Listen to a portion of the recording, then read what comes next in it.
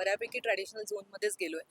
फक्त मला हे खरंच सांगायला आवडेल, की मंदारने देशपांडेनी खूप वर्षांनी ना इतक्या सुंदर लावण्या आल्यात. म्हणजे मी तिला हेच म्हटलं, की आपण ह्या व्हायरल करूया आणि लावणी म्हणजे थैथयाट नसतो. लावणी खूप ग्रेसफुल असते. लावणी खूप पॉइजने केली जाते आणि जरी ती फास्ट लावणी असेल तरी. तर मला असं वाटतं हे या लावण्या, उर्मिलाचा परफॉर्मन्स, डान्सर्स आपले मला असं वाटतं हे यातनं आपल्याला हिंदी ऑडियन्सपर्यंत पण पोहोचवता येईल. कारण काही-काही खूप मला असं वाटतं काही-काही लावण्या अशा गाजतात, की त्या बघून अच्छा ही लावणी आहे, असा कुठेतरी समज काढू शकतो लोकांचा. कारण मी फार ते जपते.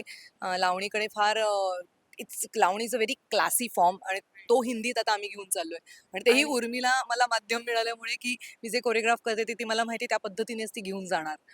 आणि तर हे हिंदी नाटक जरी असलं तरी मला याची विशेषता जास्त जाणवते, की ह्यातल्या ज्या लावण्या आहेत त्या मराठीतच आहेत. म्हणजे हिंदी नाटक आहे म्हणून हिंदी ट्रान्सलेशन करून आम्ही लावण्या नाही करत आहोत. तर त्या मराठी बाजातल्याच लावण्या आहेत आणि त्या आता हिंदी प्रेक्षकांपर्यंत पोहोचणार आहेत. सो मजा येणार आहे सॉलिड.